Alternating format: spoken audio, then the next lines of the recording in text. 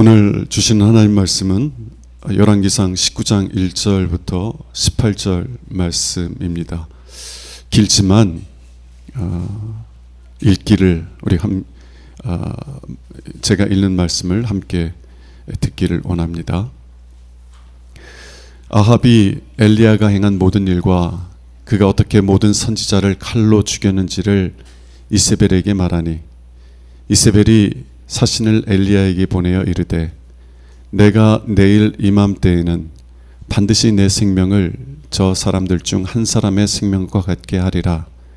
그렇게 하지 아니하면 신들이 내게 벌 위에 벌을 내림이 마땅하니라 한지라.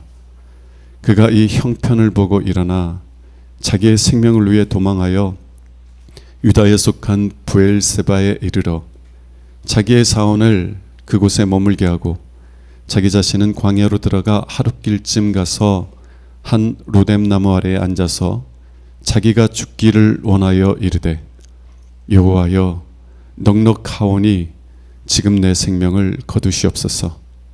나는 내 조상들보다 낫지 못하니이다 하고 로뎀나무 아래에 누워 자더니 천사가 그를 어루만지며 그에게 이르되 일어나서 먹으라 하는지라. 본즉 머리맡에 숯불에 구운 떡과 한 병 물이 있더라. 이에 먹고 마시고 다시 누웠더니 여호와의 천사가 또 다시 와서 어루만지며 이르되 일어나 먹으라. 내가 갈 길을 다 가지 못할까 하노라 하는지라. 이에 일어나 먹고 마시고 그 음식물의 힘을 의지하여 40주 40야를 가서 하나님의 산 호렙에 이르니라. 엘리야가 그곳 굴에 들어가 거기서 머물더니 여호와의 말씀이 그에게 임하여 이르시되 엘리야야 내가 어찌하여 여기 있느냐.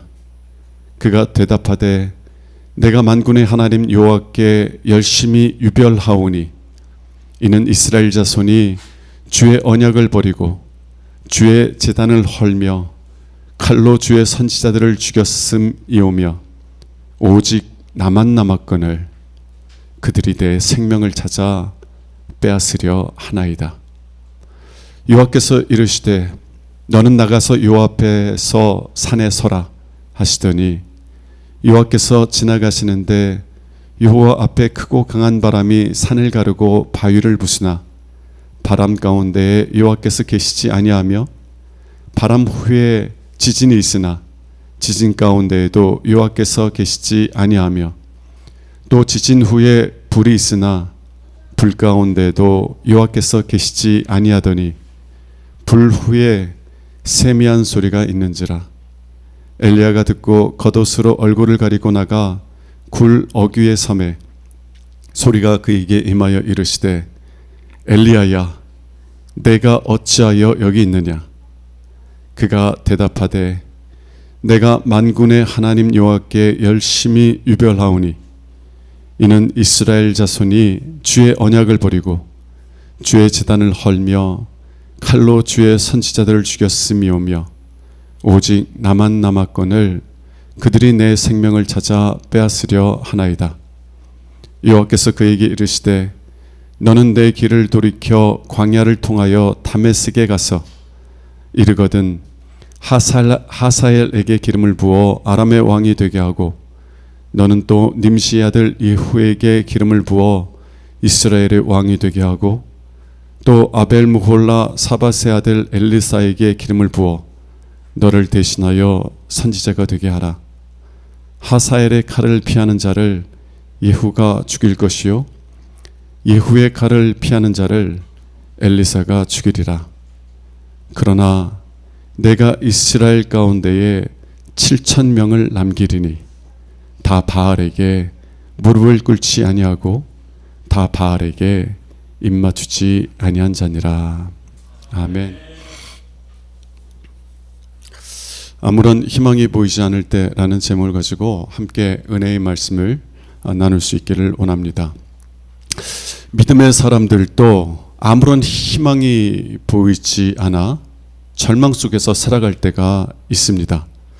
아무리 노력하고 애써도 변화되지 않는 현실 속에서 마치 살아있지만 죽은 것처럼 살아갈 때가 있다는 것입니다.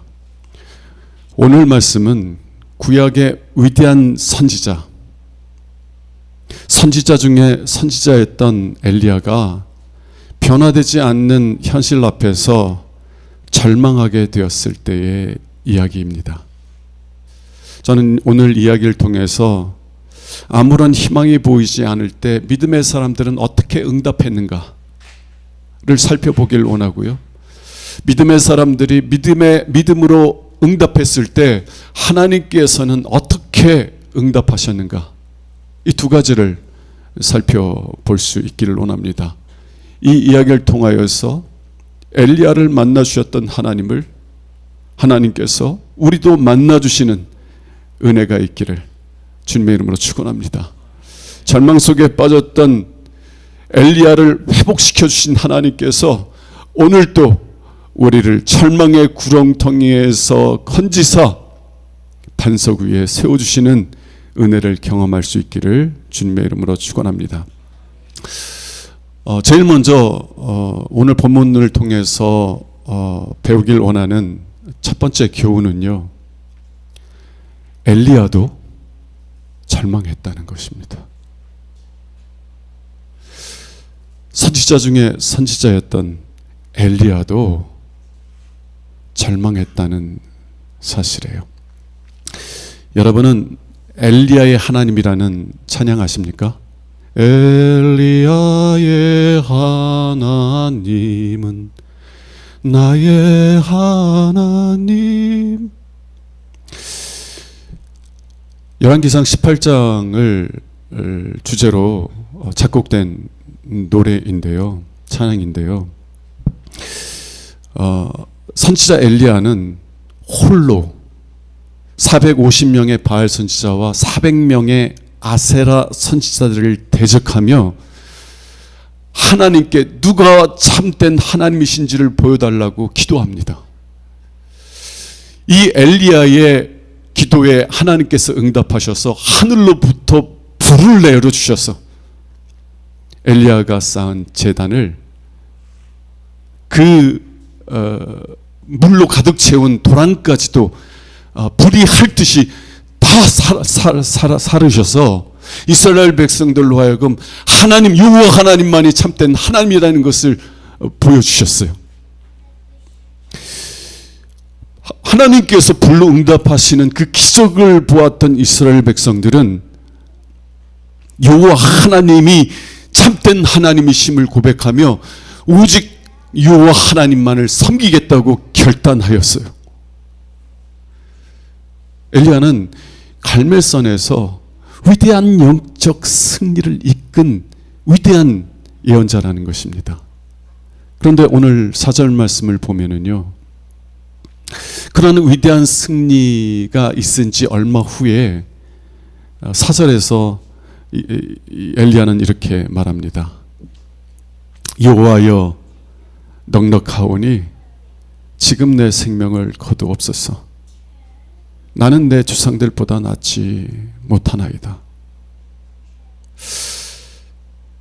절망이 깊어지면은요, 그 상황에서 그냥 벗어났으면 좋겠다라는 그런 마음이 들어요. 자기가 죽기를 원하여 하나님께 내 생명을 거둬가 달라고 기도하고 있는 거예요.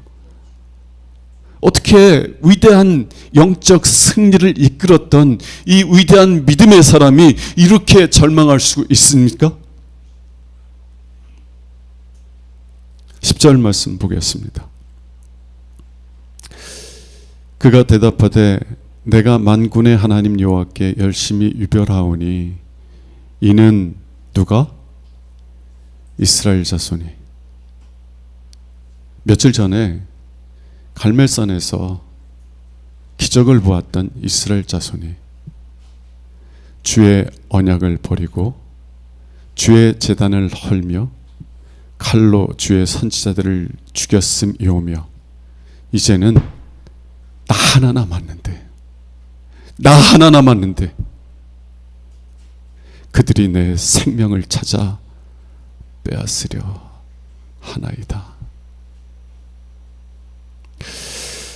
우리가 최선을 다하고 온 마음과 힘을 다 쏟아 부었음에도 불구하고 어떤 변화도 없는 현실을 마주하게 되면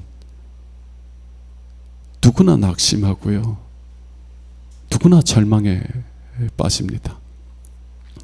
변화에 대한 갈망이 클수록 변화되지 않는 현실로 인한 절망은 더 깊어진다는 것이에요. 엘리야는 이스라엘 백성이 다시 하나님께 돌아오기를 열망하였어요. 그래서 자신의 생명을 걸고 자신의 모든 것을 쏟아부어서 누가 참 하나님이신지를 그들에게 보여주길 원했습니다. 그런데 기적을 보았던 이스라엘 백성은 아무것도 변화되지 않았어요. 마치 큰 영성 집회, 큰 교회에서 하나님의 이름을 찬송하며 예배를 드렸던 분들이 아무것도 변화되지 않은 채 세상으로 나가는 것을 보는 것처럼 엘리야는 이스라엘 백성이 변화되지 않은 채 오히려 이스라엘의 마지막 등불인 자기마저 꺼버리려고 하는 그런 변화되지 않는 현실에 마주하게 되었을 때 하나님 축하합니다. 내 생명을 주옵소서. 나는 내 조상들보다 못합니다. 자신에 대한 실망감 속에서 절망하게 되었다는 것입니다. 여러분, 엘리야는 가장 위대한 선지자 중에 한 사람이었어요. 그러나 그 믿음의 사람도 절망했습니다. 여러분들이 믿음의 길을 걸어갈 때 여러분이 절망하게 된다고 해서 혹은 우울증에 빠졌다고 해서 깊은 낙심에 빠졌다고 해서 여러분이 진짜 내가 그리스도인인가? 의심하지 마세요. 혹은 낙심하고 절망한 지체들을 보며 믿음이 없다고 정죄하지 마세요. 엘리야는 누구보다 위대한 믿음의 사람이었지만 누구나요 변화되지 않는 그 현실의 벽 앞에서 절망할 수 있다는 것입니다. 특별히 그 변화를 갈망하고 열망할수록 그 절망은 더욱더 깊어질 수 있다는 것이에요. 여러분 자신을 정죄하지 말고 다른 지체를 정죄하지 않기를 바랍니다. 그런데요, 믿음의 사람들에게는 세상 사람들과 다른 점이 있습니다. 엘리야, 이 믿음의 사람도요, 절망해서 죽기를 구했지만 그러나 그가 다른 사람들과 다르게 행동한 한 가지 패턴이 있어요. 오늘 8절과 9절에 보면은요, 엘리야는 40주 40야 동안 걸어서 하나님의 산 호렙으로 걸어갔다는 것입니다. 여러분, 왜 그는 40일 동안 40일 밤낮으로 그 먼 길을 걸어갔을까요? 저는 이 말씀을 읽는데 그런 마음이 들더라고요. 아, 엘리야는 40일 작정 기도를 시작한 것이구나. 어떤 분들은요, 뭐 굳이 교회 가서 기도해야 돼? 뭐 굳이 교회 가서 예배 드려야 돼? 하나님은 어디나 계시는데 그냥 집에서 기도하면 되지. 뭐 굳이 교회까지 가서 기도해? 지난주 월요일부터 수요일까지 대전에 내려가서 기도 컨퍼런스 가는데요, 어떤 분들은 그렇게 얘기할 수 있을 거예요. 어이구, 뭐 요즘 그렇게 바쁜 시대에 대전까지 내려가서 기도해야 되냐? 우리 집에도 하나님 계셔. 우리 집에서 기도하면 되지. 집에서 기도가 안 되면 가까운 교회 가서 기도하면 되지. 뭐 굳이 대전에까지 가서 그것도 2박 3일 동안이나 기도해 하느냐는 거예요. 저는 그렇게 생각하는 분들에게 이렇게 질문하고 싶습니다. 여러분, 절망의 구렁텅이에 빠지면은요, 보이는 곳은 어디뿐이에요? 하늘뿐이에요. 앞을 봐도 캄캄한 어둠이고, 옆을 봐도 뒤를 봐도 내가 기어올 수 없는 그 캄캄한 어둠뿐이라고요. 그 절망의 구렁텅이에 빠지면 보이는 것은 하늘뿐이에요. 믿음의 사람들이 절망할 때 그래서 하나님을 바라보는 거예요. 40일 작전기도, 40일이든 10일이든 작전기도를 한다는 것은 어떤 의미가 있습니까? 내가 하나님만 바라보겠다는 거예요. 하나님, 나를 만나 주시지 않으면 내가 이 절망 가운데서 죽을 수밖에 없다는 그런 절박함 속에서 하나님만 바라본다는 거예요.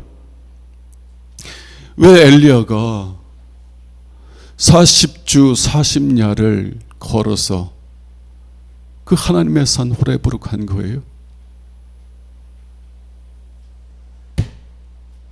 가까운 데서 기도할 수 있었잖아요. 가까운 곳에서 말씀도 전하고 신방도 하고 제자 양육도 하고 그러면서 기도할 수 있는데 왜 다른 모든 것을 다 내려놓고 작정하여 40일 기도를 시작했느냐는 것입니다.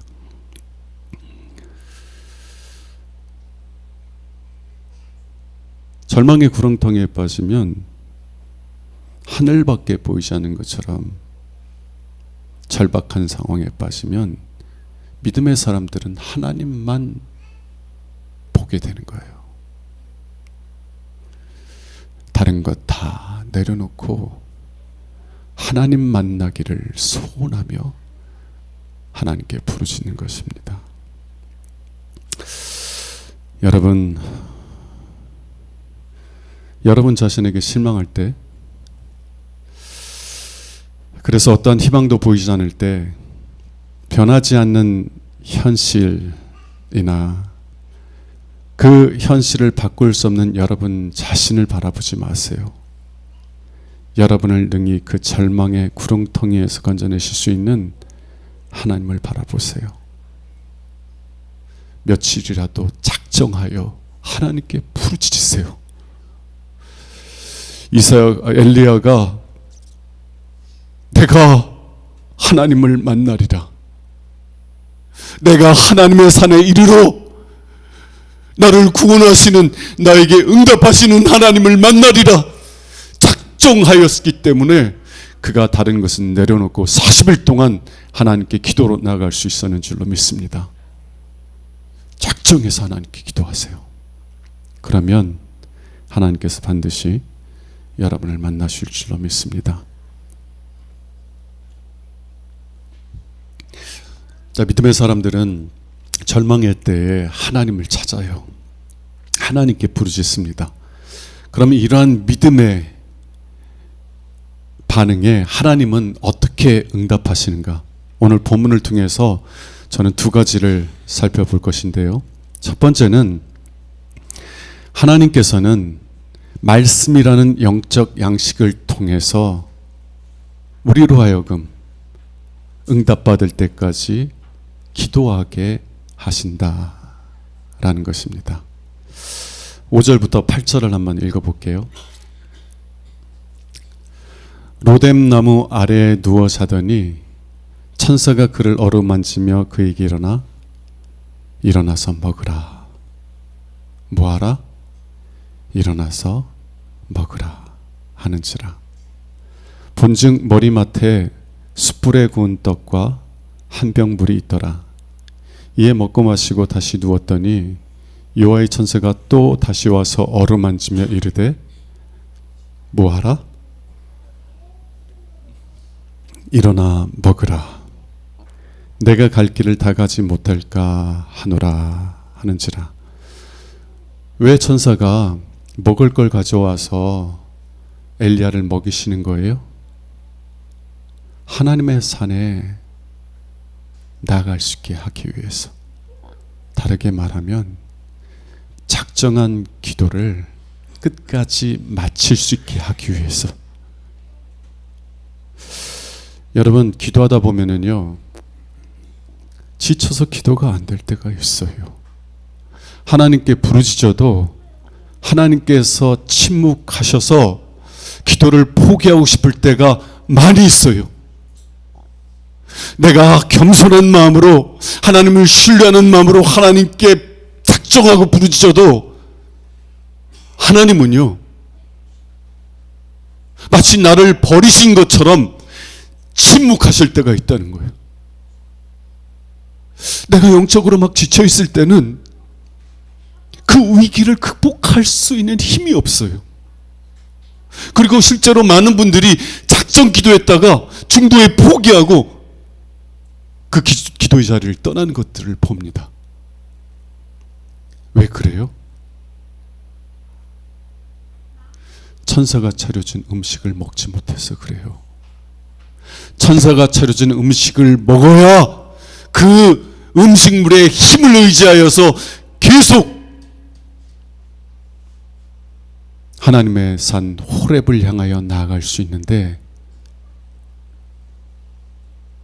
음식을 먹지 않으면 중도에 포기하게 된다는 것입니다. 물론 이 말씀은 지나치게 영적으로 해석할 필요도 없습니다. 여러분, 우리가 낙심하게 되면은요, 우리의 몸도 지칩니다. 우리의 마음이 상하면 우리의 몸도 상하고요, 우리의 마음이 지치면 우리의 몸도 지쳐요.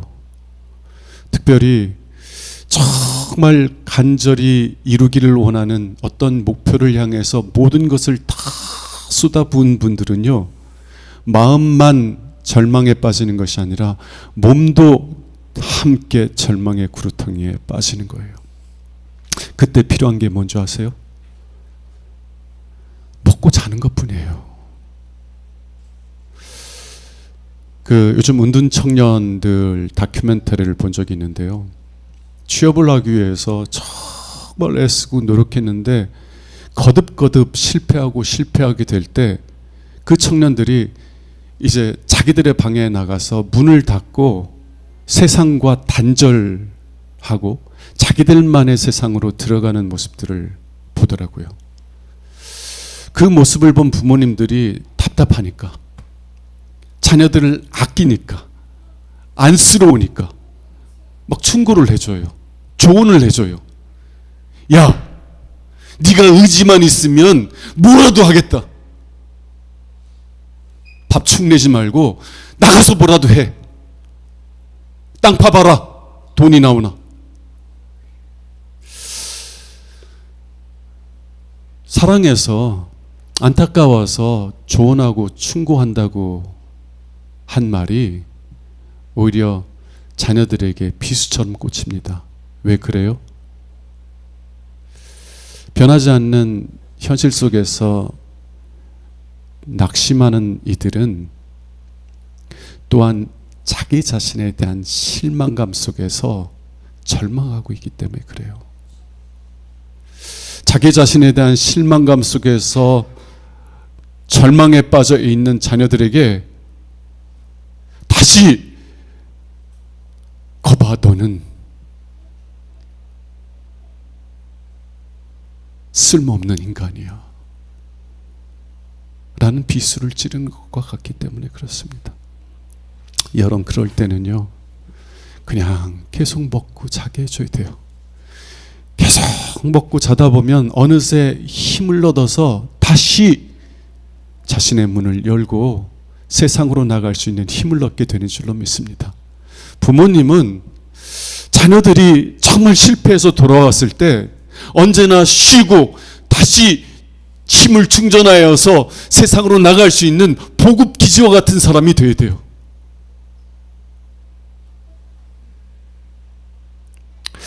그러나 저는 단순히 이런 심리적인 모습만 보는 게 아니에요. 왜 천사가 일어나서 먹으라 하였는가? 하나님은요, 오늘도 우리에게 우리 영혼의 양식인 하나님의 말씀을 우리에게 주십니다. 일어나 영적인 깊은 침체의 잠에서 깨어나서 하나님의 말씀을 들고 읽어라. 너희가 이 하나님의 말씀을 통하여 하나님의 은혜를 받아야만 다시 기도의 자리로 나갈 수 있다 말씀하시는 겁니다. 제가 대전 기도 컨퍼런스에 갔다 왔는데요, 기도 컨퍼런스 간단해요. 뭐 하냐면 새벽부터 저녁 한 10시 때까지 찬양하고 말씀 듣고 기도하고, 찬양하고 말씀 듣고 기도하고, 계속 이 패턴을 반복합니다. 그래서요, 건강한 사람도 너무너무 힘들어해. 근데 왜 그 목사님이 말씀 듣고 그 다음에 기도하게 했을까? 기도하는 사람들은 알아요. 말씀이 없이는 기도가 안 된다는 사실을. 말씀을 통해서 기도할 수 있는 힘을 공급받지 못하면 기도가 안 돼요. 말씀이 없이 기도만 하면 내 힘으로 기도하게 돼요. 내 의지적인 노력으로 기도하게 되는 것이에요. 하나님의 말씀을 통해서 하나님의 은혜를 받으면 그 은혜가 나로 하여금 기도하게 만들지만, 말씀이 없이 기도하면 내 의지로 기도하게 돼서 결국 기도하다가 중도에 포기하게 된다는 거예요. 기도하는 사람들은 알아요. 왜 하나님께서 작정 기도를 시작한, 그러나 그 시작부터 쓰러져서 로뎀나무 아래에서 죽기를 구하는 이 엘리야에게 천사를 보내서 일어나서 먹으라 말씀하십니까? 하나님의 말씀을 먹어야 끝까지 기도할 수 있기 때문인 줄로 믿습니다. 여러분, 하나님께서는 우리에게 우리의 영혼의 양식을 주셨어요. 답답할 때, 절박한 상황에 처해 있을 때, 아무리 노력해도 변화되지 않는 현실의 벽에 부딪혔을 때 하나님 말씀을 들고 읽으시기 바랍니다. 하나님, 주님께서 일어나서 먹으라 말씀하셨어요. 그 말씀에 믿음으로 순종하오니 이 말씀이 깨달아지게 하여 주옵소서. 말씀을 통해서 나로 새로운 힘을 얻을 수 있는 은혜를 얻게 하여 주옵소서. 하나님 말씀을 통해서 우리에게 공급해 주시는 하나님의 은혜를 경험하면 다시 힘을 내어서 기도의 자리에 나가게 될 수 있는 줄로 믿습니다. 자, 그것이 하나님께서 믿음으로 응답한 엘리야에게 응답하신 첫 번째 응답입니다. 하나님께서 엘리야를 회복시키시는 두 번째 방법은 하나님의 말씀을 통해서 하나님이 죽은 자를 살리시는 은혜의 하나님이라는 사실을 알게 하시는 것이었다는 것입니다. 하나님은 죽은 자를 살리시는 하나님이시라는 거예요. 엘리야는요, 두 번이나 이렇게 얘기합니다. 하나님, 이스라엘 자손을 고발하는 거예요. 이스라엘 자손이 주의 언약을 버리고 주의 제단을 헐며 칼로 주의 선지자들을 죽였음이오며 오직 나만 남았거늘 그들이 내 생명을 찾아 빼앗으려 하나이다. 두 번이나 이렇게 하나님께 말했을 때 그의 말에 하나님은 뭐라고 대답하십니까? 18절 보도록 하겠습니다.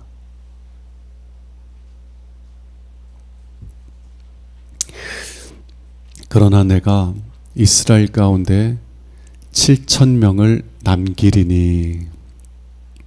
누가 남긴다고요? 하나님이. 그들은 다 바알에게 무릎을 꿇지 아니하고 다 바알에게 입맞추지 아니한 자니라. 다른 어떤 사람보다 이 구절의 의미를 정확하게 이해한 사람이 있다면 그 사람은 사도 바울일 것입니다. 사도 바울은 로마서 11장 5절에서 이 7,000명, 하나님께서 택하신 이 7,000명은 하나님께서 은혜로 택하신 자들이라고 말합니다. 은혜라는 것은요, 자격이 있는 자에게 주어지는 것이 아니에요. 은혜는 자격이 없는 자에게 주어지는 하나님의 호의요, 하나님의 능력인 줄로 믿습니다. 만일 여러분이 열심히 노력해서 그래서 그 노력의 대가로 하나님께서 복을 주신다면 여러분은 하나님으로부터 은혜 받았다고 이야기하지 않을 거예요. 그러나 여러분들이 아무리 생각해도 하나님으로부터 축복을 받을 수 있는 어떠한 선한 것도 없는데도 불구하고 하나님께서 예수 그리스도 때문에 여러분들에게 은혜 위에 은혜를 주시고 복에 복을 주시면 여러분은 비로소 그것이 내가 마땅히 받아야 될 보수가 아니라 하나님의 은혜였음을 고백하게 될 줄로 믿습니다. 만일 하나님이 은혜로 이 7,000명을 택하셨다면 그들이 다른 모든 이스라엘 백성들과 달랐기 때문에 하나님께서 택하신 것이 아니라는 것이에요. 다르게 말하면 하나님께서 그들을 은혜로 택하시기 전에 그들은 다른 모든 이스라엘 백성들처럼 배교의 삶을 살아가던 사람이었고 다른 모든 이스라엘 백성들처럼 하나님을 버리고 바알을 섬기는 삶을 살아갔던 사람들이라는 것입니다. 하나님께서 그들을 부르시기 전에 여호와 하나님을 나의 하나님으로 섬기는 것이 아니라 만몬을 신으로 섬기고 물질이 전부인 것처럼 돈이 나의 신인 것처럼 돈을 사랑하며 살았다는 것이에요. 그러나 하나님은 그러한 자격이 없는 사람들을 택하시고 그들이 더 이상 바알에게 무릎 꿇지 않고 바알에게 입맞추지 않는 남은 자로 세워주셨다는 것입니다. 하나님께서 엘리야에게 말씀하지 않는 것은 이런 거예요. 하나님 나밖에 안 남았는데 나마저도 죽이려고 합니다. 두 번이나 이스라엘 백성을 이스라엘 자손을 고발하는 엘리야에게 하나님은 이렇게 말씀하시는 게 아니에요. 엘리야야, 너는 바알에게 무릎 꿇지 않은 사람이 오직 너 한 사람뿐이라고 생각하느냐? 너는 매우 교만하구나.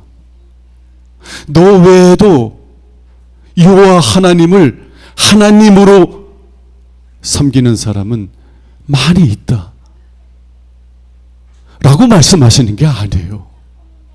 하나님께서 은혜로 7,000명을 택하셨다는 것은 그 7,000명이 다른 사람들과는 본질적으로 달랐기 때문에 그들을 택하셨다는 것이 아니에요.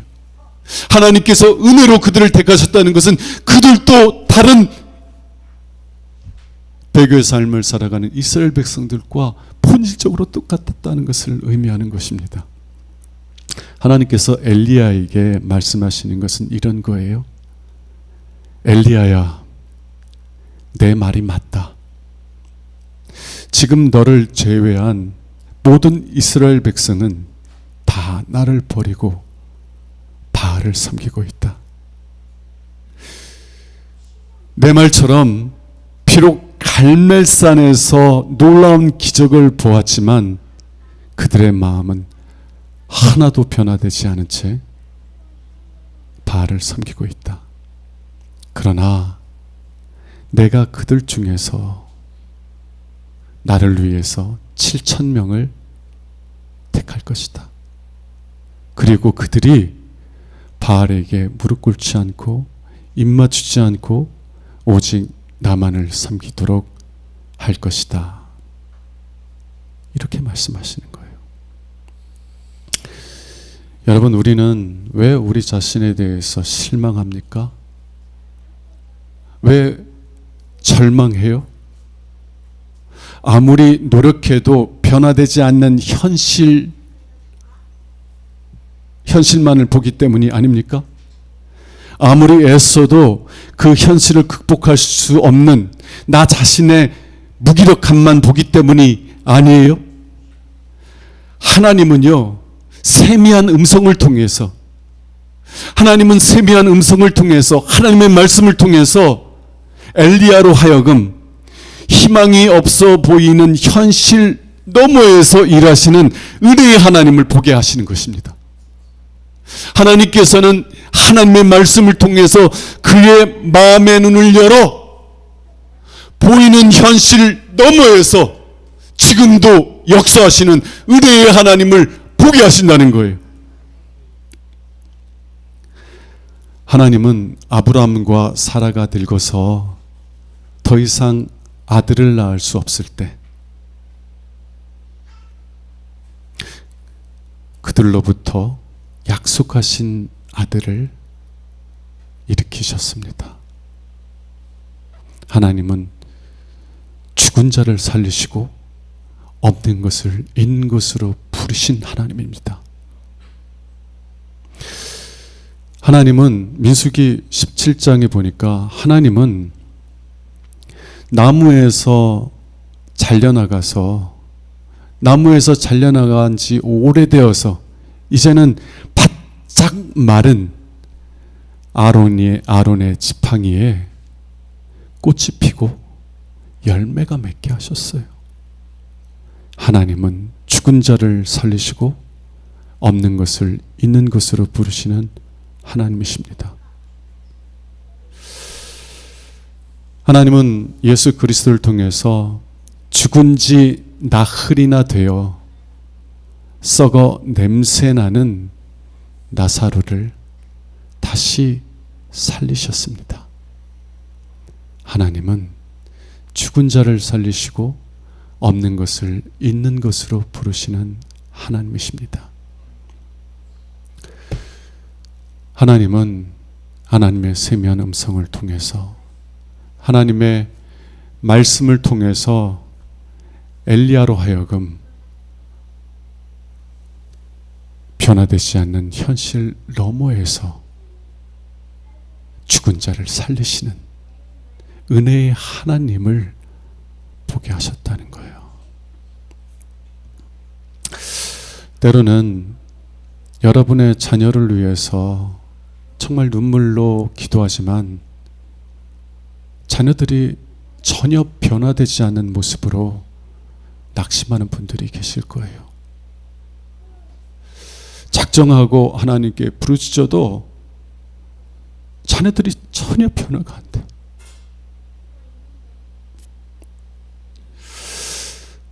그럴 때 우리는 낙심합니다. 때로는 영적인 진보를 이루기 원하지만 오히려 퇴보하는 것 같은 나의 영적인 상태를 보면서 아무리 애쓰고 애써도 바뀌지 않고 변화되지 않은 나의 이 완악한 본성을 보며 낙심하고 절망할 때가 있어요. 그때 세미한 음성으로 엘리야에게 말씀하신 하나님의 말씀이 우리에게도 들려질 수 있기를 원합니다. 내가 나를 위하여 바알에게 무릎 꿇지 않은 자, 바알에게 입을 맞추지 않은 7,000명을 남겨두리라.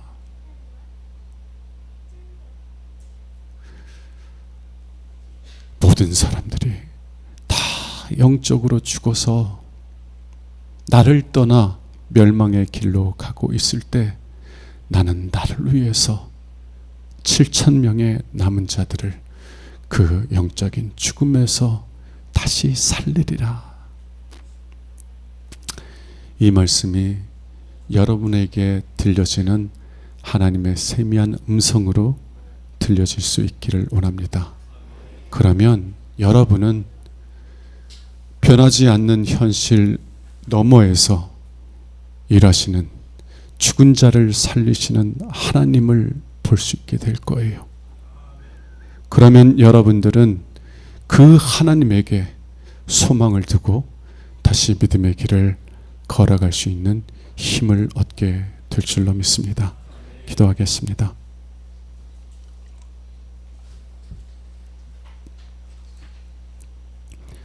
하나님, 저희들도 주님의 세미한 음성 듣기 원합니다.